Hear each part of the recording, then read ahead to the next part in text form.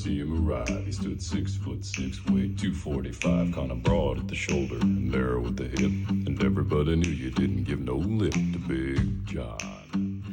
Big John, Big John, Big Bad John, Big John.